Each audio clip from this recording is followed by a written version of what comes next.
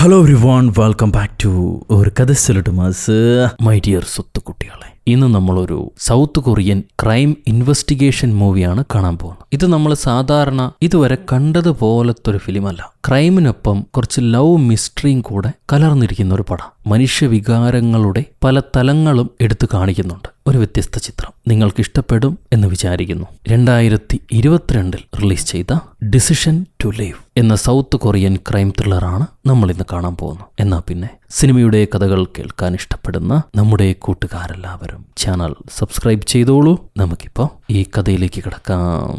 ഈ സിനിമയുടെ തുടക്കത്തിൽ നമ്മുടെ ഹീറോ ഒരു നല്ല പോലീസുകാരനാണ്. കൂടെ തന്നെ അസിസ്റ്റന്റും ഉണ്ട്. രണ്ടുപേരും കമ്പൈൻഡ് ആയിട്ടാണ് പല കേസുകളും അന്വേഷിക്കുന്നത്. നല്ല കൂട്ടുകാരും കൂടെയാണ് അവര്. ഈ ഹീറോയ്ക്കൊരു ഭാര്യയുണ്ട്. ഭാര്യ താമസിക്കുന്നത് കുറച്ച് ദൂരെയാണ്. അവർക്ക് അവിടെയാണ് ജോലി. അതുകൊണ്ട് ഹീറോ വീക്കെൻഡ് മാത്രമേ ഭാര്യയെ കണ്ടുമുട്ടുള്ളൂ. ഭക്ഷണമൊക്കെ പാചകം ചെയ്ത് പല ഗോസിപ്പുകളും പറഞ്ഞ് അവർ ആ വീക്കെൻഡുകൾ സന്തോഷിക്കുന്നു. അങ്ങനെ ഇരിക്കുമ്പോഴാണ് പെട്ടെന്നൊരു ദിവസം ഹീറോയുടെ കൺട്രോളിലുള്ളൊരു പ്രദേശത്ത് ഒരു മരണം സംഭവിക്കുന്നു. ഒരു മിഡിൽ ഏജ് ഉള്ള മനുഷ്യൻ ക്ലിഫിന് മണ്ടയിലേക്ക് കയറാൻ ശ്രമിച്ച് അവിടെ നിന്നും താഴേക്ക് വീണ് മരണപ്പെട്ടതാണ്. പുള്ളിയുടെ കയ്യിലെ എക്സ്പെൻസീവ് സാധനങ്ങൾ കാണുമ്പോൾ തന്നെ മനസ്സിലാകും കുറച്ച് പണമുള്ള അങ്കിൾ മാമനാണ് മരിച്ചിരിക്കുന്നത്. ഹീറോയുടെ സ്വഭാവം വെച്ച് കേസുകളെല്ലാം തന്നെ വളരെ വൃത്തിയായി അന്വേഷിക്കുന്ന ഒരു പ്രകൃതക്കാരനാണ്. ഈ കേസ് ഒരു അപകട മരണമാണെന്ന് എഴുതി തള്ളാൻ പറ്റും. എന്നാലും അതിലെന്തെങ്കിലും കുഴപ്പമുണ്ടോ എന്നറിയാൻ വേണ്ടി എല്ലാ കാര്യങ്ങളും വിശദമായി ഹീറോ പരിശോധിക്കുക. ഈ ക്ലിഫിന്ന് ആള് താഴത്തേക്ക് വീണ വഴിയെ ഹീറോ കയറും കെട്ടി നടന്നു പോയി പരിശോധിക്കും. വേണമെങ്കിൽ ഹെലികോപ്റ്ററിൽ പറന്ന് മുകളിലേക്ക് ചെന്ന് ഇറങ്ങി പരിശോധിക്കാം. അതിനാണ് അസിസ്റ്റന്റും പറയുക. എന്നാൽ ആ മരിച്ച ആള് വീണത് ഈ വഴിയിലാണ്, അതുകൊണ്ട് ഈ വഴിയും പരിശോധിക്കണമെന്ന് പറഞ്ഞ് റോപ്പ് കെട്ടി ഹീറോ മുകളിലേക്ക് ചെന്ന് പരിശോധിക്കുക. അവിടെ ക്ലിഫിന്റെ മണ്ടയിൽ ഈ മരിച്ച ആളുടെ ബാഗ് കാണും. പുള്ളിക്കാരന്റെ പേരും മേൽവിലാസവും ഒക്കെ ആ ബാഗിനകത്തുണ്ട്. ഒരു അടിപൊളി ക്ലിഫാ, കാണാൻ നല്ല ഭംഗിയുണ്ട്. നല്ല ഉയരത്തിൽ നിന്നാണ് ഈ മനുഷ്യൻ താഴേക്ക് വീണിരിക്കുന്നത്. താഴെ അയാളുടെ ബോഡി എന്നുള്ള വ്യൂ പോയിന്റ് വരെ കാണിക്കുന്നുണ്ട്. നല്ല രസമുള്ള ഷോട്ടാണ്. ഇത് കഴിഞ്ഞ് ഓട്ടോപ്സിക്ക് ബോഡി കൊണ്ടുപോകുന്നു. അപ്പോഴാണ് ഈ മരിച്ച ആളുടെ ബന്ധുക്കളെ പോലീസ് വിവരം അറിയിക്കുന്നത്. മൊബൈൽ ചെക്ക് ചെയ്ത് നോക്കുമ്പോൾ സുന്ദരിയായ ഒരു പെൺകുട്ടിയുണ്ട് അതിനകത്ത്. അസിസ്റ്റന്റ് പറയും ഇയാൾക്ക് ഭംഗിയുള്ളൊരു മകളുണ്ടല്ലോ എന്ന്. എന്നാൽ ആ സ്ത്രീ പുള്ളിക്കാരന്റെ മകളല്ല, ഞാൻ അദ്ദേഹത്തിന്റെ ഭാര്യയാണെന്നും പറഞ്ഞ് അങ്ങോട്ട് വരിക. അവരുടെ പേര് സോറി എന്നാണ്. ഒരു ചെറുപ്പക്കാരിയായ പെണ്ണ്. കാണാൻ നല്ല ഭംഗിയുണ്ട്. കാണുമ്പോൾ തന്നെ ഹീറോയ്ക്ക് ഇഷ്ടമാവും. എന്നാലും കേസിൽ പെട്ട ലേഡിയാണല്ലോ, അതുകൊണ്ട് കൂടുതൽ ഇളക്കമൊന്നും പാടില്ല. പുള്ളിക്കാരി വന്നിട്ട് പറയാണ് അവരൊരു ചൈനീസ് ആയിരുന്നു അത്രേ. എന്നിട്ട് കൊറിയയിലേക്ക് വന്ന് പുള്ളിയെ കല്യാണം കഴിച്ച് ജീവിക്കുകയായിരുന്നു. ബോഡി കണ്ട് ആ പെണ്ണ് ഞെട്ടുന്നില്ല. നിങ്ങൾക്ക് ഷോക്ക് ആയിട്ടില്ലേ എന്ന് ചോദിക്കുമ്പോൾ ആ പെൺകുട്ടി പറയാ, ഇല്ല, ഞാനിത് പ്രതീക്ഷിച്ചതായിരുന്നു. ഓരോ തവണ അങ്ങേര് മല കയറാൻ പോകുമ്പോഴും എന്തെങ്കിലും അപകടം പറ്റുമോ എന്ന് വിചാരിച്ച് ഞാൻ പേടിച്ചിരുന്നു. അവസാനം അത് സംഭവിച്ചിരിക്കുന്നു എന്ന് പറയും. എന്നാൽ ഇത് കേൾക്കുമ്പോൾ നമ്മുടെ പോലീസുകാർക്ക് സംശയമാവുന്നുണ്ട്. പ്രത്യേകിച്ച് അസിസ്റ്റന്റ് ഹീറോയോട് പറയാണ് സ്വന്തം ഭർത്താവ് മരിച്ചതിൽ ആ പെണ്ണിന് ഞെട്ടലൊന്നുമില്ല. അതെന്നെ വലിയ സംശയാസ്പദമായ കാര്യമല്ലേ? അതിന് ഹീറോ, നാളെ ഞാൻ മരിച്ചാലും എൻ്റെ ഭാര്യ ഞെട്ടില്ല. കാരണം ഞാൻ ചെയ്യുന്ന ജോലിയിൽ അപകടം ഉണ്ടെന്ന് അവൾക്കറിയാം. അവൾക്കൊരു പോലീസുകാരനെ കല്യാണം കഴിക്കാൻ ആഗ്രഹമില്ലായിരുന്നു. എനിക്കെന്തെങ്കിലും സംഭവിച്ചാലോ എന്ന് പറഞ്ഞ് ദിവസവും അവൾ പേടിക്കുന്നുണ്ട്. എന്തായാലും അത് കഴിഞ്ഞ് വീണ്ടും ആ പെൺകുട്ടിയെ ഇവര് ചോദ്യം ചെയ്യേണ്ട പ്രോട്ടോകോൾ ഉണ്ട്. അങ്ങനെ ഓരോ കാര്യങ്ങൾ ചോദിക്കുമ്പോൾ ചില ചോദ്യങ്ങൾക്ക് ഈ പെൺകുട്ടി ചിരിക്കുക. അതെന്തുകൊണ്ടാണെന്ന് അവർക്ക് മനസ്സിലാവില്ല. അത് കഴിഞ്ഞ് ഈ പെൺകുട്ടിയുടെ മെഡിക്കൽ റെക്കോർഡ്സ് ചെക്ക് ചെയ്യുമ്പോൾ അവളെ ഭർത്താവ് ഉപദ്രവിച്ചിട്ടുണ്ട്. അതിനുള്ള ട്രീറ്റ്മെന്റുകൾ അവൾ എടുത്തിട്ടുണ്ടായിരുന്നു. എന്നാൽ പോലീസിൽ കംപ്ലൈന്റ് ചെയ്തില്ല. പുള്ളിക്കാരൻ ഇത്തിരി പ്രശ്നമുള്ള ആളാണെന്ന് ഇതുകൊണ്ട് ഹീറോയ്ക്ക് മനസ്സിലാകുന്നു. സോ അങ്ങനെ പ്രശ്നമുള്ള ആളാണെങ്കിൽ തട്ടിക്കളയാനുള്ള ചാൻസും ഉണ്ട് ഭാര്യ. അടുത്ത തവണ ഈ പെൺകുട്ടിയെ വിളിച്ചിട്ട് ഹീറോ എങ്ങനെയാണ് പുള്ളിക്കാരൻ മരണപ്പെട്ടത് എന്നുള്ള കാര്യം പറഞ്ഞു കൊടുക്കുകയാണ്. തല പാറക്കല്ലിൽ ഇടിച്ചിട്ടാണ് അങ്ങേർക്കും മരണം സംഭവിച്ചിരിക്കുന്നത്. ഒരുപാട് രക്തം വാർന്നു പോയിട്ടുണ്ടായിരുന്നു. എന്നാൽ മഴ പെയ്തുകൊണ്ട് ആ രക്തമെല്ലാം ഒലിച്ചു പോയിരുന്നു. ഈ കാര്യങ്ങൾ പറയുമ്പോഴും എന്തോ തിരിച്ചു പറയാൻ ശ്രമിച്ച പെണ്ണ് ചിരിക്കുന്നുണ്ടാവും. എന്തിനാ നിങ്ങൾ ചിരിച്ചത് എന്ന് ചോദിക്കുമ്പോൾ എനിക്ക് കൊറിയൻ നേരെ പറയാൻ അറിയില്ല, എന്തെങ്കിലും മിസ്റ്റേക്ക് വരുമ്പോൾ ഞാൻ ചിരിക്കുന്നതാണെന്നാണ് അവൾ പറയുക. ഇത്രയും കുഴപ്പങ്ങളുണ്ടെങ്കിലും ഹീറോയ്ക്ക് തന്റെ ഭാര്യയുമായി ബന്ധപ്പെടുമ്പോൾ പോലും അവളുടെ ഓർമ്മകളാണ് വരിക. ഹീറോ എന്തോ ഒരു പ്രത്യേകത അവളിൽ കാണുന്നു. നല്ല പഴുപ്പിച്ച ചോരൽ അടി കിട്ടാത്തത് കൊണ്ടാണെന്ന് നമ്മൾ വിചാരിക്കും. അങ്ങനെയും ആയിരിക്കാം. എന്തായാലും ഇപ്പൊ സ്നേഹിച്ച ഭാര്യ എല്ലാ ആഴ്ചയും നമ്മൾ തമ്മിൽ ഇങ്ങനെ ബന്ധപ്പെടണം. അത് ആരോഗ്യത്തിന് നല്ലതാ. മാത്രമല്ല ഇങ്ങനെ ബന്ധപ്പെടുന്ന ബന്ധങ്ങൾ മാത്രമേ നിലനിൽക്കുള്ളൂ. അതുകൊണ്ട് വഴക്കുണ്ടാക്കിയാലും തമ്മിൽ ദേഷ്യമാണെങ്കിലും വെറുപ്പാണെങ്കിലും എല്ലാ ആഴ്ചയും നമ്മൾ തമ്മിൽ ഇങ്ങനെ ബന്ധപ്പെടണം എന്ന് പറയും. ഹീറോയും ചിരിച്ചുകൊണ്ട് ഭാര്യയ്ക്ക് ഒരു ഉമ്മ കൊടുക്കുന്നു. പിന്നെ നിങ്ങൾ എന്താ ചിന്തിച്ചുകൊണ്ടിരിക്കണേന്ന് നമ്മൾ ചോദിക്കുമ്പം ഹീറോ പറയും ഒരു ചെറുപ്രായമുള്ള ചൈനീസ് വുമൺ മരണപ്പെട്ടു. ഭർത്താവിന് ഞങ്ങൾക്ക് സംശയമുണ്ട്. ആ കേസ് അന്വേഷിച്ചുകൊണ്ടിരിക്കുകയാണെന്ന്. യഥാർത്ഥത്തിൽ നേരെ തിരിച്ചാണ്. ഭർത്താവാണ് മരണപ്പെട്ടത്. എന്നാലും ഹീറോ അത് ഭാര്യയോട് മറച്ചു വെച്ച് മാറ്റി പറയുക. അത് കഴിഞ്ഞ് ഈ ഭാര്യ ഇപ്പൊ ഒരു സസ്പെക്റ്റ് ആയിട്ടാണല്ലോ ഇരിക്കുന്നത്. അതുകൊണ്ട് ഈ ഭർത്താവ് മരണപ്പെടുന്ന ദിവസം അവരെവിടെയായിരുന്നു എന്നുള്ള ഡീറ്റെയിൽസ് എടുക്കുകയാണ് പോലീസുകാർ. ചെക്ക് ചെയ്യുമ്പോൾ ഈ ലേഡി ഒരു ഹോം നഴ്സ് ആയിട്ടാണ് വർക്ക് ചെയ്തുകൊണ്ടിരുന്നത്. പല വയസ്സായ പേഷ്യൻസിന്റെയും ഹോം നഴ്സ് ആയിരുന്നു. ഒരു ഏജൻസി മുഖാന്തരമാണ് പുള്ളിക്കാരി വർക്ക് ചെയ്തുകൊണ്ടിരുന്നത്. ഈ മരിച്ച ദിവസം മൺഡേ അവരാ നോക്കുന്ന അമ്മച്ചിയുടെ വീട്ടിലേക്ക് പോയിട്ടുണ്ട്. അതിനുള്ള തെളിവുണ്ട്. CCTV ഫൂട്ടേജും ഉണ്ട്. മാത്രമല്ല ഈ ഏജൻസിക്കാരെ വിളിച്ചപ്പോൾ ആ പെണ്ണ് ആ വീട്ടിലായിരുന്നു. അതുകൊണ്ട് അലിബൈ സ്ട്രോങ് ആണ്. എന്നാലും ആ കേസ് പൂർണ്ണമായിട്ട് ഡ്രോപ്പ് ചെയ്യാൻ പറ്റില്ല. അതുകൊണ്ട് ഹീറോ കുറച്ച് നാളുകളുടെ ആക്ടിവിറ്റീസ് അതെല്ലാം പരിശോധിക്കുകയാണ്, ഫോളോ ചെയ്തു പോയിട്ട്. അവരുടെ നാട്ടിൽ അങ്ങനെ പെട്ടെന്നൊരു കേസ് ഡ്രോപ്പ് ചെയ്യില്ല. ഈ മരിക്കുന്നതിന് തൊട്ട് മുന്നേ വരെ പുള്ളിക്കാരൻ വീഡിയോ എടുത്തിരുന്നു. മരിച്ച ഭർത്താവ് ആ നാട്ടിലൊരു പ്രധാനപ്പെട്ട വക്കീലായിരുന്നു. പുള്ളിക്കാരന് ജോലിയുടെ സ്ട്രെസ്സൊക്കെ കുറയ്ക്കാൻ വേണ്ടി എല്ലാ ആഴ്ചയിലും ഇങ്ങനെ മല കയറാൻ പോവുമായിരുന്നു. ഇതെല്ലാം അവർ നോക്കിക്കൊണ്ടിരിക്കുമ്പോഴാണ് അസിസ്റ്റന്റിന്റെ മൊബൈലിലേക്ക് ഒരു മെസ്സേജ് വരിക. മരിച്ച ആളുടെ കൈ നഖത്തിന്റെ അടിയിൽ നിന്നും മറ്റൊരു DNA കിട്ടിയിട്ടുണ്ട് ഓട്ടോപ്സിയിൽ. അത് നമുക്കൊന്ന് പരിശോധിച്ച് നോക്കണം എന്ന് പറയും. ഈ സമയത്ത് ഹീറോ ആ പെൺകുട്ടിയെ കാര്യമായി നിരീക്ഷിച്ചുകൊണ്ടിരിക്കുക. എല്ലാ കേസുകളിലും ഹീറോ സസ്പെക്റ്റുകളെ അടുത്തിരുന്ന് നിരീക്ഷിക്കുന്നത് പോലെ നിരീക്ഷിക്കും. ദൂരെയാണെങ്കിലും അടുത്തുള്ളത് പോലെയായിരിക്കും നിരീക്ഷിക്കുക. അത്രയും ആഴത്തിൽ ഗവനിക്കുന്നുണ്ടാവും. എന്നാൽ ഈ പെണ്ണിനെ അങ്ങനെ ശ്രദ്ധിക്കുമ്പോൾ അറിയാതെ അവളോട് പ്രേമം തോന്നിപ്പോവാണ്. എന്തായാലും ഇപ്പൊ ഹീറോ ആ പെണ്ണിനെ വിളിച്ചിട്ട് നിങ്ങളെ ഭർത്താവിന്റെ കൈ നഖത്തിന്റെ അടിയിൽ നിന്നും മറ്റൊരു DNA കിട്ടിയിട്ടുണ്ട്, ഞങ്ങൾക്കത് പരിശോധിക്കണം, നിങ്ങളുടെ DNA സാമ്പിൾ വെച്ച് പരിശോധിക്കണം, അതുകൊണ്ട് സ്റ്റേഷനിലേക്കൊന്ന് വരാൻ പറ്റുമോ എന്ന് ചോദിക്കുകയാണ്. അവള് ഭയപ്പെടുന്നുണ്ടോ എന്നറിയാൻ വേണ്ടി. എന്നാൽ ആ പെണ്ണ് ഭയപ്പെടുന്നുണ്ടാവില്ല. എനിക്ക് ഇന്ന് വരാൻ പറ്റില്ല, ഞാൻ ഇന്ന് വർക്കിലാണെന്ന് അവർ പറയുക. അപ്പൊ ഹീറോ ചോദിക്കും, ഭർത്താവ് മരിച്ചിട്ട് അധിക ദിവസം ആയിട്ടില്ലല്ലോ, അപ്പോഴേക്കും നിങ്ങൾ എന്തിനാണ് വർക്കിന് പോകുന്നത്? ആ പെൺകുട്ടി പറയാണ്, വർക്കിന് വരുമ്പോഴാണെങ്കിൽ നെഗറ്റീവ് ചിന്തകൾ എനിക്കില്ലാതെയാകും, സമാധാനം ഉണ്ടാവും, അതുകൊണ്ടാണ് വരുന്നതെന്ന്. അത് കഴിഞ്ഞ് ഈ അസിസ്റ്റന്റ് ചെന്ന് ആ മൺഡേ നോക്കുന്ന അമ്മച്ചിയോട് ചോദിക്കുകയാണ്, സോറി മൺഡേ വന്നിരുന്നോ എന്ന്. അവര് പറയും, അതെ വന്നിരുന്നു, എല്ലാ മൺഡേയും അവൾ വരാറുണ്ട്, അന്നും വന്നിരുന്നു. ഇത് കഴിഞ്ഞ ആ പെൺകുട്ടി കാർ എടുത്ത് എങ്ങോട്ടോ പോകും. അവൾ രക്ഷപ്പെട്ടു പോവാണെന്നാണ് ഹീറോ വിചാരിക്കുക. എന്നാൽ അവൾ നേരെ പോലീസ് സ്റ്റേഷനിലേക്കാണ് വരുന്നത്, ഇവർക്ക് സാമ്പിൾ കൊടുക്കാൻ വേണ്ടി. സാമ്പിൾ കൊടുത്തു കഴിഞ്ഞ് ഹീറോ അവരുടെ കയ്യിലെ മുറിവുകൾ എങ്ങനെ പറ്റിയതാണെന്ന് ചോദിക്കും. അപ്പോഴാണ് ആ പെണ്ണ് പറയുക, അയാൾ മല കയറാൻ പോകുമ്പോഴൊക്കെ എന്നെ വിളിക്കുമായിരുന്നു, പക്ഷെ ഞാൻ പോവില്ല, എനിക്ക് ഹൈറ്റ് പേടിയാ, ഞാൻ പോകാത്തതുകൊണ്ട് പുള്ളിക്കാരൻ വഴക്കുണ്ടാക്കും, എന്നെ ഉപദ്രവിക്കുകയും ചെയ്യും. അതിന് അടയാളം ഉണ്ടെന്നും പറഞ്ഞ് കയ്യിലെ മുറിവും പിന്നെ കാലിലെ മുറിവും ആ പെണ്ണ് കാണിച്ചു കൊടുക്കുക. കാലിലെ കാണിക്കുമ്പോൾ ഇല്ല ഞാനൊരു ലേഡി പോലീസിനെ വിളിക്കാം, അവരോട് കാണിച്ചാൽ മതി എന്ന് പറഞ്ഞിട്ട് ഹീറോ മാറിപ്പോവാൻ നോക്കും. എന്നാൽ ആ പെൺകുട്ടി അതിന്റെ ആവശ്യമില്ല, നിങ്ങൾ തന്നെ ഫോട്ടോ എടുത്തോളൂ എന്ന് പറഞ്ഞ് ഹീറോയ്ക്ക് കാണിച്ചു കൊടുക്കുക. ഹീറോയും ഫോട്ടോ എടുക്കുന്നുണ്ട്. അപ്പോഴായിരിക്കും ലേഡി പോലീസുകാരി വരുന്നത്. ഇവിടെ എന്താ നടക്കണേന്ന് ചോദിക്കുമ്പോൾ അവൾ പറയും, കുഴപ്പമൊന്നുമില്ല, ഞങ്ങൾ ഫോട്ടോ എടുക്കുന്നതാണ്. ഒരു ചെറിയ ഓക്കോർഡ് മൂമെന്റ് ആണ്. അത് കഴിഞ്ഞുള്ള ചോദ്യങ്ങൾക്കൊക്കെ വളരെ പാവത്തിയായ ക്യൂട്ടായ എക്സ്പ്രഷൻ കൊണ്ട് അവൾ ഉത്തരം പറയുക. അതൊന്നും കണ്ടാൽ അഭിനയാണെന്ന് തോന്നില്ല. എന്തായാലും ഇതൊക്കെ കണ്ട് ഹീറോ അവളെ ഇഷ്ടപ്പെടാൻ തുടങ്ങിക്കഴിഞ്ഞു. അത് കഴിഞ്ഞ് ഇവർക്ക് കിട്ടിയ എവിഡൻസ് 2015 ഈ പെൺകുട്ടി സൗത്ത് കൊറിയയിലേക്ക് വരുന്നത്. ഒരു കപ്പൽ വഴിയാണ് വരുന്നത്. ആ കപ്പലിലുണ്ടായിരുന്ന 37 പേരെയും 37 ചൈനീസിനെയും കൊറിയ തിരിച്ചയച്ചു. ID പ്രൂഫുകളൊന്നും പോരാത്തോണ്ട്. എന്നാൽ ഇവൾക്ക് മാത്രമേ കൊറിയയുടെ അകത്തേക്ക് കടക്കാൻ കഴിഞ്ഞുള്ളൂ, ഇവിടെ താമസിക്കാൻ പറ്റിയുള്ളൂ. അതെങ്ങനെയാണ് സംഭവിച്ചതെന്ന് ഹീറോ ചോദിക്കുക. അപ്പൊ ആ പെൺകുട്ടി പറയും, എന്റെ ഗ്രാൻഡ് ഫാദർ കൊറിയൻ ലിബറേഷൻ ആർമിക്ക് വേണ്ടി ഫൈറ്റ് ചെയ്തിട്ടുണ്ട്, ഈ നാട്ടിലൊരു സോൾജർ ആയിരുന്നു, അദ്ദേഹത്തിന് ഇവിടെ ഒരു സ്ഥലവും ഉണ്ട്, എന്റെ യഥാർത്ഥ പാരമ്പര്യം ഈ നാട്ടിൽ നിന്ന് തന്നെയാണ് തുടങ്ങുന്നത്, അതിനുള്ള എവിഡൻസ് ഇതാന്നും പറഞ്ഞ് ഇവളുടെ കയ്യിലുള്ള അപ്പൂപ്പന്റെ ഒരുപാട് രേഖകൾ ഇവൾ കാണിച്ചു കൊടുക്കും. അതെല്ലാം കാണുമ്പോൾ സത്യമാണെന്ന് മനസ്സിലാവുന്നതുകൊണ്ട് എന്തായാലും ഹീറോ അതിനെ ഒന്നുകൂടെ പരിശോധിക്കാൻ പറയുകയാണ്. ആ സമയത്ത് ഇവർ തേടിക്കൊണ്ടിരിക്കുന്ന മറ്റൊരു കുറ്റവാളിയെ ഏതോ കഫയിൽ വെച്ച് ആരോ കണ്ടെന്നും പറഞ്ഞൊരു കോള് വരാണ്. ഇവരങ്ങോട്ട് ചെല്ലും അവനെ പിടിക്കാൻ വേണ്ടി. ഇവര് പോകുന്ന കഫയുടെ അഡ്രസ്സ് എടുത്തിട്ട് ഈ പെൺകുട്ടി ഹീറോയിൻ അവൾ അങ്ങോട്ട് ചെല്ലുക, ചുമ്മാ ഹീറോ എന്താണ് കാണിക്കണേന്ന് അറിയാൻ വേണ്ടി. ഈ പോലീസുകാർ പോകുമ്പോൾ ആ കുറ്റവാളി ഇവരെ ആക്രമിച്ച് ഓടാൻ തുടങ്ങും. നമ്മുടെ അസിസ്റ്റന്റിന് ഒരുപാട് ദൂരം ഓടാൻ പറ്റുന്നില്ല. പകുതി വഴിയെ ഇനി ഞാൻ അവനെ പിടിക്കുന്നില്ല, അവൻ രക്ഷപ്പെട്ടു പൊക്കോട്ടെ, ഞാൻ ചാവാനില്ല എന്നും പറഞ്ഞ് അയാൾ പടി തന്നെ കിടക്കുക. പക്ഷെ ഹീറോ വിട്ടുകൊടുക്കില്ല. പുറകെ ഓടിച്ചെന്ന് അവന്റെ കയ്യിലൊരു കത്തിയൊക്കെ ഉണ്ടാവും. എന്നാലും ഇരുമ്പ് ഗ്ലൗസ് ഇട്ട് ആ കത്തി മടക്കി പിടിച്ച് അവനെ ഇടിച്ചിടുക. ഇത് നമ്മുടെ ഹീറോയിൻ കാണുന്നുണ്ട്. അവൾക്ക് ഇഷ്ടാവും ഹീറോയുടെ പ്രകടനമൊക്കെ കണ്ടിട്ട്. ഇത് കഴിഞ്ഞ് പിടിച്ച ആളെ ഹീറോ ചോദ്യം ചെയ്യാണ്. അവന്റെ ഓട്ടോ ഇടിയും കാണുമ്പോൾ തന്നെ ഹീറോയ്ക്ക് മനസ്സിലായി അവനല്ല കൊലപാതകം ചെയ്തിരിക്കണേന്ന്, അവന്റെ മറ്റൊരു കൂട്ടുകാരനാണ്. ആ കൂട്ടുകാരൻ ഇപ്പൊ എവിടെയാണുള്ളത്? സനോ എന്നാണ് അവന്റെ പേര്. അവന് നീ ഒറ്റ കൊടുക്കുന്നില്ല, അവൻ എവിടെയാണെന്ന് ഞങ്ങൾക്ക് അറിയണം, എന്നാൽ ഞങ്ങൾ നിന്നെ വിടാം എന്ന് ഹീറോ പറയുക. അതിന് ആ ചെറുക്കൻ പറയും, സനോയെ ഒരിക്കലും നിങ്ങൾക്ക് പിടിക്കാൻ കഴിയില്ല, നിങ്ങൾ പിടിക്കാൻ ശ്രമിച്ചാൽ അവൻ ആത്മഹത്യ ചെയ്യും, ജയിലിൽ പോകുന്നതിനേക്കാളും നല്ലത് ആത്മഹത്യ ചെയ്യാണെന്നാണ് അവൻ പറഞ്ഞത്, അവനെക്കുറിച്ച് നിങ്ങൾക്കറിയില്ല, അവനൊരു പ്രത്യേക മനുഷ്യനാണെന്ന് ഈ കൂട്ടുകാരൻ പറയുക. അത് മറ്റൊരു കേസാണ്, അതിനെക്കുറിച്ച് ബോധേഡാവണ്ട. ഇപ്പോൾ ഇനി വീണ്ടും തിരിച്ച് നമ്മുടെ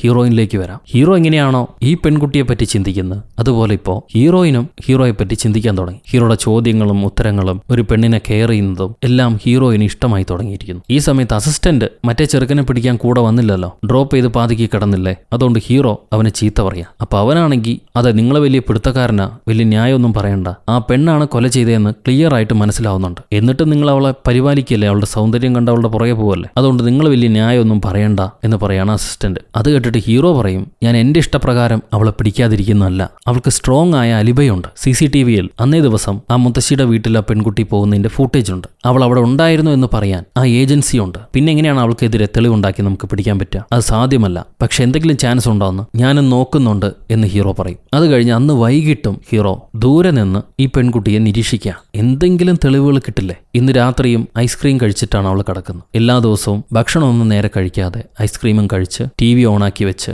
ഇട്ട പടം തന്നെ കണ്ട് കരഞ്ഞുകൊണ്ട് അവൾ കിടന്നുറങ്ങും. ഇത് ഹീറോ കാണുകയാണ്. പിറ്റേ ദിവസം അവൾ ഒരു തെരുവ് പൂച്ചയ്ക്ക് ഭക്ഷണം കൊടുക്കും. അത് കഴിഞ്ഞ് ഹീറോ അവളെ വേവ് നോക്കാൻ വന്നിട്ടുണ്ടെന്നുള്ളതും ഈ പെൺകുട്ടിക്ക് മനസ്സിലാവും. അതെന്തായാലും ഒരു കേസ് ഉള്ളതുകൊണ്ട് അവളെ നോക്കാൻ വരുമെന്ന് അവൾക്കറിയാം. അവളൊരു ഫോട്ടോ എടുത്ത് വയ്ക്കും ഹീറോയുടെ, എന്നിട്ട് ഗുഡ് മോർണിംഗും പറയുന്നുണ്ട്. അത് കഴിഞ്ഞന്ന് വൈകിട്ട് ഇവരെ പറമ്പിൽ ഒരു കാക്ക ചത്ത് കിടപ്പുണ്ടാവും. ഇത് കണ്ട പെണ്ണ് ഒരു കുഴി കുത്തി ആ കാക്കയെ കുഴിച്ചു മൂടുക. ആരും ശ്രദ്ധിക്കാതെ വിടുന്ന കാര്യങ്ങളും ഇവള് ചെയ്യുന്നുണ്ട്. കുറച്ച് നല്ല മനസ്സൊക്കെ ഉണ്ട് പെണ്ണിന്. പിന്നെ പൂച്ചയോട് ഇവളെന്തോ സംസാരിക്കുന്നുണ്ടാവും. ഹീറോ അത് റെക്കോർഡ് ചെയ്ത് വെച്ച്, ചൈനീസിലാ പറയുന്നത്, സോ റെക്കോർഡ് ചെയ്ത് വെച്ച് കൊറിയനിലേക്ക് മാറ്റി കൺവേർട്ട് ചെയ്ത് കേൾക്കുകയാണ്. അപ്പൊ അതിലവളെ പൂച്ചയോട് പറഞ്ഞിട്ടുണ്ടാവുക, നീ നന്ദിയൊന്നും പറയണ്ട ഭക്ഷണം തരുന്നതിന്, പറ്റുമെങ്കിൽ എന്റെ പുറകെ നടക്കുന്ന ആ പോലീസുകാരന്റെ തല കൊണ്ടുവന്ന് തായോ, എനിക്കതാണ് വേണ്ടതെന്ന് പറയുക. ഇത് കേട്ട് ഹീറോ ചിരിക്കുന്നുണ്ടാവും. അന്ന് രാത്രി ഭക്ഷണം കഴിഞ്ഞ് അവൾ സിഗരറ്റ് വലിക്കുക. ഇങ്ങനെ എല്ലാ ദിവസവും സിഗരറ്റ് വലിക്കല്ലേ, അത് ശരീരത്തിന് നല്ലതല്ല എന്ന് ഹീറോ തന്റെ വോയിസ് റെക്കോർഡിൽ പറയുന്നുണ്ടാവും, അവളോടുള്ള ഇഷ്ടം കൊണ്ട്. ഇത് കഴിഞ്ഞ് പിറ്റേന്ന് സ്റ്റേഷനിലേക്ക് വരുമ്പോൾ ഹീറോയുടെ ചീഫ് കുറെ നാളായില്ലേ ഈ കേസ് അന്വേഷിക്കാൻ തുടങ്ങിയിട്ട്. ആ കേസിൽ നിന്ന് ഹീറോ മാറിയിട്ടുമില്ല. ഇതൊരു അപകട മരണമാണെന്ന് എഴുതി തള്ളാനേ ഉള്ളൂ, അതിനിങ്ങനെ വെച്ചോണ്ട് അന്വേഷിക്കേണ്ട കാര്യമില്ല, എഴുതി തള്ളിയിട്ട് അടുത്ത കേസ് അന്വേഷിക്കാൻ പോടാ എന്നും പറഞ്ഞിട്ട് ചീഫ് അവിടുന്ന് പോവാണ്, വേറെ ഏതോ കേസും കൊടുത്തിട്ട്. എന്നാൽ അത് കഴിയുമ്പോൾ ഈ അസിസ്റ്റന്റ് നമ്മുടെ ഹീറോയിന് ആ ചൈനീസ് പെൺകുട്ടിക്ക് എതിരായ മറ്റൊരു എവിഡൻസുമായിട്ട് വരും. സംഭവം ചൈനയിൽ നിന്ന് അവൾ വരാനുള്ള കാരണം എന്തെന്നറിയോ? സ്വന്തം അമ്മയെ കൊലപ്പെടുത്തിയ ഒരു കേസുണ്ട് അവൾക്ക് അവിടെ. ആ കേസ് അവിടെ നടന്നുകൊണ്ടിരിക്കുമ്പോഴാണ് പെൺകുട്ടി രക്ഷപ്പെട്ട് കൊറിയയിലേക്ക് വന്നിരിക്കുന്നത്. ഇത് നമ്മുടെ അസിസ്റ്റന്റ് ഹീറോയ്ക്ക് കാണിച്ചു കൊടുക്കും. അപ്പൊ ഹീറോ പുള്ളി ആ കേസിനെ പറ്റിയുള്ള കാര്യങ്ങൾ അന്വേഷിച്ചോളാം, ഇവര് തേടിക്കൊണ്ടിരിക്കുന്ന മറ്റൊരു കില്ലറില്ലേ അവനെ ഇവർക്ക് കണ്ടുപിടിക്കാൻ പറ്റുന്നില്ല. ആ പുള്ളിക്കാരന്റെ പഴയ ഗേൾ ഫ്രണ്ട്സ് ഉണ്ടല്ലോ, അവരുടെ വീടുകളിലെല്ലാം ചെന്ന് പരിശോധിക്കാൻ പറയും. ഇത് കഴിഞ്ഞ് വീക്കെൻഡ് ആകുമ്പോൾ ഹീറോ വീട്ടിലേക്ക് ചെല്ലുകയാണ്. ഭാര്യയോട് എനിക്കൊരു സിഗരറ്റ് വലിക്കണം എന്ന് പറയും. പണ്ട് ഹീറോ ഭയങ്കരമായിട്ട് സിഗരറ്റ് വലിച്ചുകൊണ്ടിരുന്ന ഭാര്യ വന്നിട്ടാണ് ട്രീറ്റ്മെന്റ് ഒക്കെ കൊടുത്ത് സിഗരറ്റ് വലിന്ന് പുറത്തേക്ക് കൊണ്ടുവന്നു. ഇപ്പം എന്താ പുള്ളിക്ക് മൂഡ് ശരിയില്ല, സിഗരറ്റ് വലിക്കണം എന്ന് പറയുന്നു. അതിൽ നിന്ന് പുറത്തു വരാൻ എന്തെങ്കിലും ചൂയിങ്കം കഴിച്ചാൽ മതി എന്ന് ഡോക്ടർ പറയും. ഈ സംഭവമൊക്കെ നടന്നുകൊണ്ടിരിക്കുമ്പം ഹീറോ നമ്മുടെ ചൈന ഹീറോയിൻ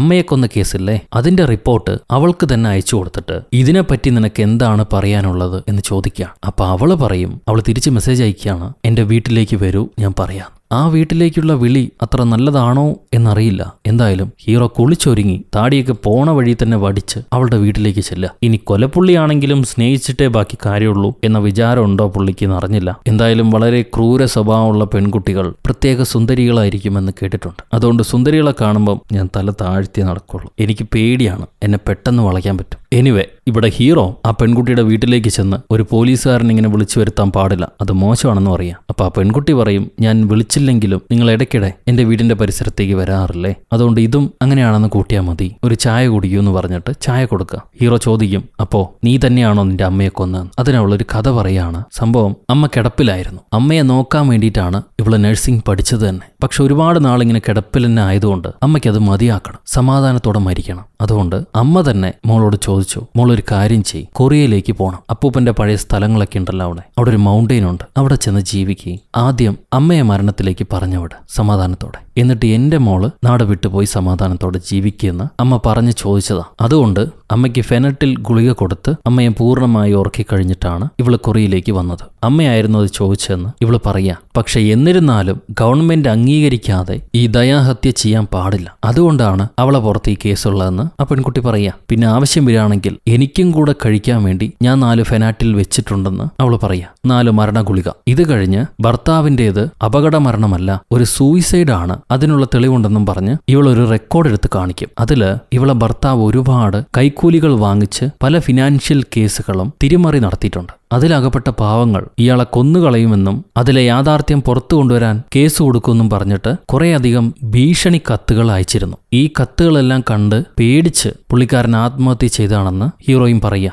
പുള്ളി ഒരു സൂയിസൈഡ് നോട്ടും എഴുതി അയാളുടെ കമ്പനിക്ക് അയച്ചിട്ടുണ്ട്. പക്ഷെ ആ കമ്പനിക്കാരത് പുറത്തു കാണിച്ചിട്ടില്ല. ഇത്രയും പറഞ്ഞു കഴിയുമ്പോൾ ഹീറോയിൻ നിരപരാധിയാണെന്ന് ഹീറോയ്ക്ക് തോന്നും. അത് കഴിഞ്ഞ് ഹീറോ ചോദിക്കുക, ഇങ്ങനൊരു മോശപ്പെട്ട ആളെ, വയസ്സായ ആളെ നീ എന്തിനാണ് കല്യാണം കഴിച്ചത്? പുള്ളി നിന്നെ ഉപദ്രവിക്കുകയും ചെയ്തിട്ടുണ്ട്. പിന്നീട് എന്തുകൊണ്ട് നീ പുള്ളിയെ വിട്ടു പോയില്ല? അതിന് ഹീറോയിൻ മറുപടി പറയും, ഈ നാട്ടിലേക്ക് ഞാൻ വന്നപ്പോൾ എല്ലാ ഗവൺമെന്റ് എംപ്ലോയീസും എന്നെ ഒരു ദുഷ്ട ജന്തുവായിട്ടാണ് കണ്ടത്. എന്നാൽ പുള്ളിയായിരുന്നു കേസിൽ അകപ്പെടാതെ അവളെ രക്ഷപ്പെടുത്തിയത്, ഈ നാട്ടിൽ ജീവിക്കാൻ അനുവദിച്ചത്. അങ്ങനെ ഒരു ദയ ചെയ്തുകൊണ്ടാണ് ഇവൾ അയാളെ കല്യാണം കഴിക്കുകയും കൂടെ ജീവിക്കുകയും ചെയ്തത്. ഇതെല്ലാം മനസ്സിലാക്കി കഴിഞ്ഞ ഹീറോ നേരെ മരിച്ച ആളുടെ കമ്പനിയിലേക്ക് ചെല്ലുക. അവിടെ നിന്ന് പുള്ളിക്കാരന്റെ സൂയിസൈഡ് നോട്ട് കിട്ടും. അതിൽ പുള്ളിയുടെ കൈയക്ഷരമുണ്ട്. എന്നാൽ ആ നോട്ട് കമ്പനിക്കാർ പേടിച്ചിട്ട് പുറത്തു വിട്ടില്ലായിരുന്നു. ഇപ്പൊ ഹീറോ ചോദിക്കുമ്പോൾ അത് അവർ കൊടുക്കുകയാണ്. എന്നിട്ട് ക്ഷമയും ചോദിക്കുന്നു. അതോടെ ഇതൊരു സൂയിസൈഡ് ആണെന്ന് കൺഫേമായി. കേസ് ഏതാണ്ട് ക്ലോസ് ആവുന്ന അവസ്ഥയാണ്. എന്നാൽ നമ്മുടെ അസിസ്റ്റന്റ് അത് സമ്മതിക്കില്ല. നിങ്ങൾ കേസ് വളച്ചൊടിച്ചതാണ്. ആ പെണ്ണിന്റെ സൗന്ദര്യം കണ്ട് നിങ്ങൾ ഉത്തരവാദിത്തം മറന്നു, ഒരു ദുഷ്ടനായ പോലീസുകാരനായി മാറിയെന്നും പറഞ്ഞ് അസിസ്റ്റന്റ് ഹീറോയെ ഒരുപാട് ചീത്ത പറയുന്നു. അത് കഴിഞ്ഞ്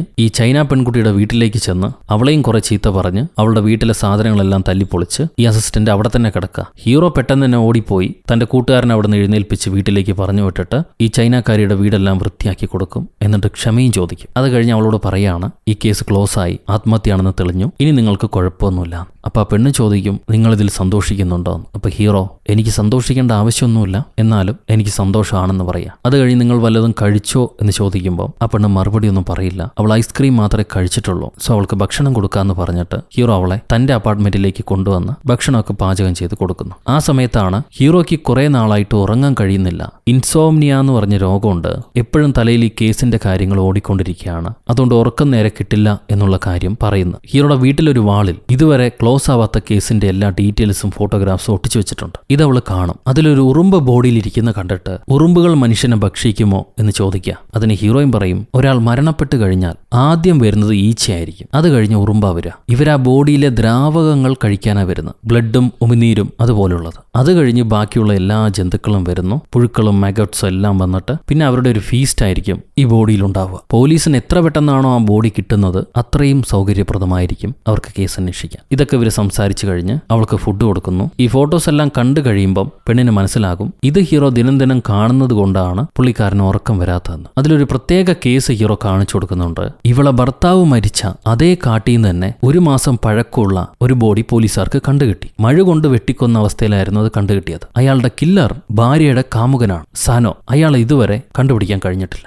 ആ സാനോ 1 മാസം ജയിലിലായിരുന്നു. ഈ കാമുകിയോട് വേറെ ഏതോ ഒരുത്തൻ കുഴപ്പമുണ്ടാക്കി എന്ന് പറഞ്ഞിട്ട് അവനെ തല്ലിയ കേസിൽ ഇയാൾ 1 മാസം ജയിലിലായിരുന്നു. ഇപ്പൊ ഈ കൊലപാതകം ചെയ്ത് പിടിക്കപ്പെട്ടാൽ ആജീവനാന്തം ജയിലിലാവുന്ന പുള്ളിക്കാരൻ അറിയാം. എന്നിട്ടും അവനത് ചെയ്തിരിക്കുന്നു. ഇത് കേട്ട് ഹീറോയും പറയും, അങ്ങനെയാണെങ്കിൽ അവൻ തന്റെ മരണത്തെക്കാളേറെ ആ പെണ്ണിനെ സ്നേഹിക്കുന്നുണ്ടാവും, അതുകൊണ്ടായിരിക്കും അവനത് ചെയ്തതെന്ന്. ആ മരിച്ച ആളുടെ ഭാര്യയും കാണിക്കുന്നുണ്ട്. പുള്ളിക്കാരിയുടെ പേര് ഗായിൻ എന്ന ഏതോ ബ്യൂട്ടി പാർലറിലാണ് വർക്ക് ചെയ്യുന്നത്. ഇതേ ഗായിന്റെ വീട്ടിലേക്ക് അസിസ്റ്റന്റ് പരിശോധിക്കാൻ ചെല്ലുക. അവിടെ ഉണ്ടാവും ഇവർ തേടിക്കൊണ്ട് നടന്ന ആ കില്ലർ. അവൻ അസിസ്റ്റന്റിനെ ഇടിച്ചിട്ട് അവിടെ നിന്ന് ഓടി രക്ഷപ്പെടുന്നു. എന്നാൽ ഹീറോയ്ക്ക് വിവരം കിട്ടി. ഹീറോ അവനെ ഫോളോ ചെയ്ത് പിടിക്കുകയാണ്. ഈ നേരത്ത് ഹീറോയിൻ പറയുന്ന മറ്റൊരു വാചകം കൂടെ ഉണ്ട്. കല്യാണം കഴിഞ്ഞ പെണ്ണിനെയാണ് അവൻ സ്നേഹിച്ചത് എന്ന് പറയുമ്പോൾ ഹീറോയിൻ പറയുക, അതെന്താ കൊറിയയില് സ്നേഹിക്കുന്ന ആൾക്ക് കല്യാണം കഴിഞ്ഞാൽ ആ സ്നേഹം നിലച്ചു പോകുമോ എന്ന്. സ്നേഹമൊക്കെ അവിടെ നിന്നോട്ടെ, അത് കുഴപ്പമുണ്ടാക്കാതെ കൊലപാതകം ചെയ്യാതിരുന്നാൽ മതി. ഇപ്പൊ ഇവിടെ ഹീറോ ആ കില്ലറെ പിടിച്ചു, തോക്കുമുന്നിൽ നിർത്തി. നീ എന്തിനാണ് അവളുടെ ഭർത്താവിനെ കൊന്നത് എന്ന് ഞങ്ങൾക്കറിയാം. അവൻ അവളെ ഉപദ്രവിക്കുമായിരുന്നു, കൊല്ലാൻ വരെ ശ്രമിച്ചിട്ടുണ്ട്. നിനക്ക് അവളോട് ഒരുപാട് സ്നേഹമുള്ളതുകൊണ്ട് അവളെ രക്ഷപ്പെടുത്താൻ വേണ്ടി നീ അവനെ കൊന്നു. നിന്റെ സ്നേഹം ഞാൻ അംഗീകരിക്കുന്നു. നീ അവൾക്ക് വേണ്ടി എല്ലാം നഷ്ടപ്പെടുത്തി. അവളെ കൂടെ ജീവിക്കണം എന്നാണ് നീ ആഗ്രഹിക്കുന്നത്. എന്നാൽ നിയമ സംവിധാനം അതിന് സമ്മതിക്കുന്നില്ല. എനിക്ക് മനസ്സിലാക്കും. ഞാൻ നിന്നെ സഹായിക്കാമെന്നും പറഞ്ഞ് ഹീറോ മെല്ലെ അവന്റെ അടുത്ത് ചെന്ന് അവൻ സ്വയം ചാവാതിരിക്കാൻ വേണ്ടി അവന്റെ കാലിലേക്ക് വെടിവെക്കുന്നു. പക്ഷെ എന്നാലും അവൻ പിടികൊടുക്കുന്നില്ല. കത്രിയെടുത്ത് കഴുത്തി വെച്ചിട്ട് ഹീറോയോട് പുറകിലേക്ക് പോകാൻ പറയാം. അത് കഴിഞ്ഞിട്ട് അവന്റെ കാമുകിയോട്, ഞാൻ അവൾ ഒരുപാട് സ്നേഹിക്കുന്നുണ്ട്, അവളില്ലാത്തൊരു ജീവിതം എനിക്ക് നരകമാണെന്ന് പറയണം. ഇനി ജയിലിൽ പോകുന്നതിനേക്കാൾ നല്ലത് അവൾക്ക് വേണ്ടി മരിക്കുന്നതെന്നും പറഞ്ഞ് അവൻ ബിൽഡിങ്ങിന്റെ മണ്ടയിൽ നിന്ന് താഴേക്ക് ചാടി മരണപ്പെടും. ഇത് കൺമുന്നിൽ മുന്നിൽ കണ്ട ഹീറോ ആകെ ഡസ്പായി പോവാ, ചെറിയൊരു ഡിപ്രഷൻ. അന്ന് രാത്രി പുള്ളിക്ക് ഉറങ്ങാൻ പറ്റുന്നില്ല. നമ്മുടെ ചൈന പെണ്ണ് വിളിച്ച് ചോദിക്കുന്നുണ്ട് ഉറങ്ങിയോന്ന്. ഇല്ല, ഉറങ്ങാൻ പറ്റിയില്ല എന്ന് പറയുമ്പോൾ ഇവള് നേരെ അവന്റെ വീട്ടിലേക്ക് വരും, അപ്പാർട്ട്മെന്റിലേക്ക്. എന്നിട്ട് ഞാൻ നിങ്ങളെ ഉറക്കിത്തരാമെന്നും പറഞ്ഞ് ഈ കേസ് ക്ലോസ് ആയില്ലേ, ഇനി ആ ഫോട്ടോ അവിടെ വേണ്ടാന്നും പറഞ്ഞിട്ട് ആ ക്ലോസ് ആയ കേസിന്റെ ഫോട്ടോയൊക്കെ എടുത്ത് കത്തിക്കും. അതിനൊപ്പം ഇവളെ കേസും കൂടെ ക്ലോസ് ആയില്ലേ, അതിലെ ഫോട്ടോസും എടുത്ത് കത്തിക്കാൻ നോക്കുക. അതിൽ ഇവളുടെ ഭംഗിയുള്ള 1-2 ഫോട്ടോസ് ഉണ്ട്, അത് ഞാൻ തരില്ല, അതെനിക്ക് ഇഷ്ടമാണെന്നും പറഞ്ഞ് ഹീറോ അത് മാറ്റിവെക്കും. ഹീറോ പറയുന്നത് നമ്മുടെ പെൺകുട്ടിക്ക് ഇഷ്ടപ്പെട്ടു. അത് കഴിഞ്ഞ് കട്ടിലേക്ക് കിടത്തി ഇനി ഞാൻ പറയുന്നത് മാത്രം കേട്ട് മിണ്ടാതെ കിടന്നുറങ്ങിക്കോന്നും പറഞ്ഞ് ഒരുമിച്ച് ശ്വാസം എടുക്കാനും അത് വിടാനും പറയും. രണ്ടുപേരുടെയും ശ്വാസം ഒരേ സമയത്ത് എടുക്കുകയും ഒരേ സമയത്ത് വിടുകയും ചെയ്യണം. അങ്ങനെ തൊട്ടടുത്ത് തലവെച്ച് അവന് യോഗാസനം പറഞ്ഞു കൊടുത്ത് പെണ്ണുറക്കുക. ഇങ്ങനെയൊക്കെ ചെയ്താൽ ഏതവനും ലവി പോവും. എന്തായാലും ഇപ്പൊ പരസ്പരം ഒരു ഒട്ടുരുമ പ്രണയം പുടർന്ന് വരാൻ തുടങ്ങിയിട്ടുണ്ട്. പിറ്റേ ദിവസം ഇവരേതോ അമ്പലത്തിലേക്ക് പോകുന്നു. അവിടുന്ന് അവൻ അവളുടെ മുടിയൊക്കെ ശരിയാക്കി കൊടുക്കുന്നുണ്ട്. ആ സമയത്ത് പെണ്ണിന്റെ കൈ നല്ല പരുക്കനായിട്ട് ഹീറോയ്ക്ക് ഫീൽ ചെയ്യും. എന്ത് പറ്റിയതാൻ ചോദിക്കുമ്പോൾ ഇവിടുത്തെ പെണ്ണുങ്ങൾക്ക് ഒന്നുകൂടെ സോഫ്റ്റ് ഹാൻഡ് അല്ലേ, ഞങ്ങൾ കുറെ അധ്വാനികളാ, അതുകൊണ്ട് കൈ ഹാർഡായതാണെന്ന് പറയാ. ഉടനെ ഹീറോ തന്റെ കയ്യിലെ മോയ്സ്ചറൈസിങ് ലോഷൻ എടുത്ത് അവൾക്ക് കൊടുത്തിട്ട് അത് കൈകളിൽ പുരട്ടും. അത് കഴിഞ്ഞ് അവളോട് ചോദിക്കുക, എന്തുകൊണ്ടാണ് എനിക്ക് നിന്നെ ഇഷ്ടപ്പെട്ടെന്നറിയോ? തുടക്കം മുതലേ നമ്മൾ തമ്മിലൊരു കണക്ഷൻ ഉണ്ടെന്ന് ഞാൻ ഫീൽ ചെയ്തിരുന്നു, നീ അത് ഫീൽ ചെയ്തിട്ടുണ്ടാവും എന്ന് എനിക്കറിയാം, അതുകൊണ്ടാണ് ഞാനൊന്നും പറയാതിരുന്നത്. ഇങ്ങനെ ഇവർ പലതും സംസാരിച്ചുകൊണ്ട് മുന്നോട്ട് പോകുന്നു. ആ സമയത്ത് ക്രൈം സീനിൽ ബ്ലഡ് കാണുന്നത് എനിക്ക് പേടിയാണ്. ബോഡീനെക്കാട്ടിലും ബ്ലഡ് കാണുന്നതും അതിന്റെ മണവും എനിക്ക് വളരെ അരോചകമാണ്, ഭയമാണെന്ന് ഹീറോ പറയും. എന്നിട്ട് ഇവളോട് നിനക്ക് എന്താണ് പേടിയുള്ളതെന്ന് ചോദിക്കുമ്പോൾ എനിക്ക് ഹൈറ്റ്സ് ഒരുപാട് പേടിയാണെന്ന് അവൾ പറയുക. ഇതൊക്കെ പറഞ്ഞ് ഹീറോയുടെ പോക്കറ്റിലുള്ള ഓരോ സാധനങ്ങൾ അവൾ ചെക്ക് ചെയ്ത് നോക്കുന്നു. അതിലൊരു ചൂയിങ് ഉണ്ട്, ഒരു ലിപ്സ്റ്റിക് ഉണ്ട്, പിന്നെ ഹീറോയുടെ കണ്ണടയുണ്ട്. ഇതും കഴിഞ്ഞ് അവർ പ്രാർത്ഥിക്കാൻ നേരം ഹീറോ തന്റെ വോയിസ് റെക്കോർഡറിൽ ഈ കേസിനെ പറ്റിയുള്ള കാര്യങ്ങളൊക്കെ റെക്കോർഡ് ചെയ്ത് വെച്ചിട്ടില്ലേ, അതെല്ലാം അവൾ കേൾക്കും. എനിക്കൊന്ന് കേൾക്കാൻ തരുമോ എന്ന് ചോദിച്ചിട്ട് അതിൽ പലപ്പോഴും സിഗരറ്റ് വലിക്കല്ലേ, കരയല്ലേ എന്നൊക്കെ ഹീറോ പിറുപിറുക്കുന്നതായിട്ട് ആ പെൺകുട്ടി കേൾക്കുകയാണ്. സോ യാഥാർത്ഥ്യത്തിൽ ഹീറോയ്ക്ക് അവളോട് സ്നേഹമുണ്ടെന്നുള്ളത് അവളൊപ്പം മനസ്സിലാക്കുന്നു. അത് മനസ്സിലാക്കി അവൾ കരയുമ്പോൾ ഹീറോ തന്റെ കർച്ചീഫ് അവൾക്ക് കൊടുക്കും. അത് കഴിഞ്ഞിട്ട് ഈ കേസ് കഴിയുമ്പോൾ അതിന്റെ ഫയൽസ് എല്ലാം നിങ്ങൾ ഡിലീറ്റ് ചെയ്യില്ലേ,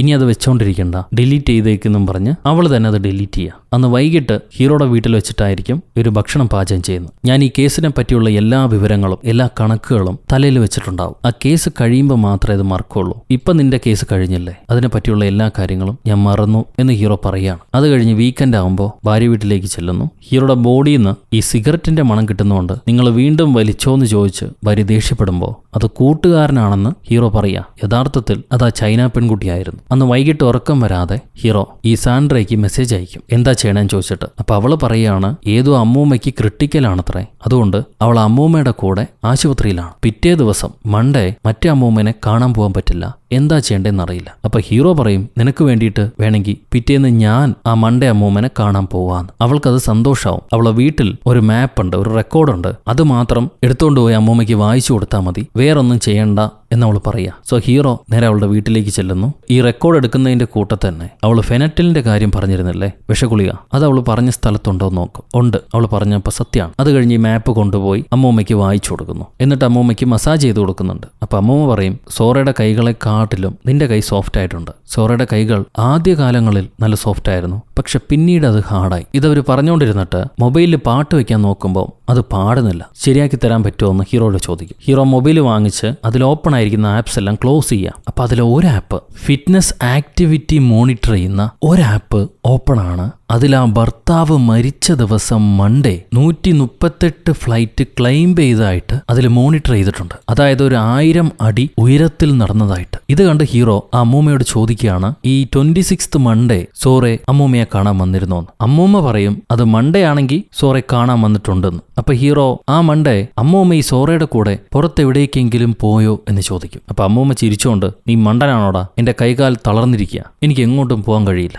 10 വർഷമായിട്ട് ഞാൻ ഈ ബെഡിൽ തന്നെയാ. അപ്പൊ ഹീറോ ഇന്ന് ഏത് ദിവസമാണെന്ന് ചോദിക്കുക. അമ്മൂമ്മ വീണ്ടും ചിരിച്ചിട്ട് ഞാൻ മുത്തശ്ശിയായി, എനിക്കതൊന്നും അറിയില്ല, നീ പറയൂ ഇന്ന് ഏതാ ദിവസം എന്ന് ഞാൻ കേട്ടോളാം. ഇപ്പോഴാണ് ഹീറോയ്ക്ക് മനസ്സിലാവുക അമ്മൂമ്മയ്ക്ക് ശരിക്കുള്ള ഡേറ്റും ആഴ്ചയൊന്നും മനസ്സിലാക്കാൻ അറിയില്ല. എന്താണോ പറഞ്ഞു കൊടുക്കുന്നത് അത് അവർ കേൾക്കും, അനുസരിക്കും, അത്രയുള്ളൂ. ഇപ്പൊ സംശയപ്പെട്ട് ഹീറോ മൊബൈലിൽ ആ ട്രാക്കർ ഓൺ ആക്കിയിട്ട് ടൈം സെറ്റ് ചെയ്യും. അന്ന് കാലത്ത് സോറെ അമ്മൂമ്മയുടെ വീട്ടിലേക്ക് വന്നിട്ടുണ്ട്. CCTVയിൽ അത് പതിഞ്ഞാണ്. അവള് വന്ന അതേ പാതയിലൂടെ ഹീറോ ഈ വീട്ടിലേക്ക് വരുന്നു. വീട്ടിലേക്ക് വന്ന് തന്റെ മൊബൈൽ ഈ അമ്മൂമ്മയുടെ വീട്ടിൽ തന്നെ വെച്ചിട്ട് അമ്മൂമ്മയുടെ മൊബൈൽ എടുത്ത് ഇവള് പിൻവാതിൽ വഴി ആ വീട്ടിൽ നിന്ന് ഇറങ്ങും. സോ CCTV പ്രകാരം സോറെ ഇപ്പൊ ആ വീട്ടിലാണ്. മൊബൈൽ ലൊക്കേഷൻ പ്രകാരവും സോറെ ആ വീട്ടിലാണ്. അമ്മൂമ്മ ഉറങ്ങുന്നോണ്ട് അവരൊന്നും അറിയുന്നില്ല. ഇവള് പിൻവാതിൽ വഴി വന്നിട്ട് ഒരു ബസ് പിടിച്ച് ഈ മൗണ്ടെയിന്റെ അടുത്തേക്ക് വരും. അവിടുന്ന് തന്റെ ഭർത്താവ് ഏതു വഴിയാണോ പോയത് അതല്ലാതെ മറ്റൊരു വഴിയിലൂടെ ഈ ക്ലിഫിന്റെ മണ്ടയിലേക്ക് കയറിപ്പോവാണ്. ആളെ നോക്കാൻ വിടുന്ന ഏജൻസി അമ്മൂമ്മയുടെ നമ്പറിലാണ് വിളിക്കുക, അവിടെ വീട്ടിൽ ആളെത്തിയോന്ന് അറിയാൻ വേണ്ടി. ഹീറോയിന്റെ കയ്യിൽ അമ്മൂമ്മയുടെ ഫോൺ ആയതുകൊണ്ട് അവള് ഫോൺ എടുത്ത് അതെ ഞാൻ വർക്കിനെത്തി, ഇപ്പൊ അമ്മൂമ്മയ്ക്കെല്ലാം ഓക്കെ ആണെന്ന് പറയും. സോ അതും സെറ്റായി. എന്നിട്ട് ഇവള് കെട്ടിയോനെ കാണാതെ പിൻവശത്തുകൂടെ ആ ക്ലിഫിന്റെ മണ്ടയിലേക്ക് വരികയാണ്. ഹീറോയും അതേപോലെ അവൾ സഞ്ചരിച്ച വഴിയിലൂടെ ഈ ക്ലിഫിന്റെ മണ്ടയിലേക്ക് വന്ന് മോണിറ്റർ എടുത്ത് നോക്കുമ്പോൾ കറക്റ്റ് 138.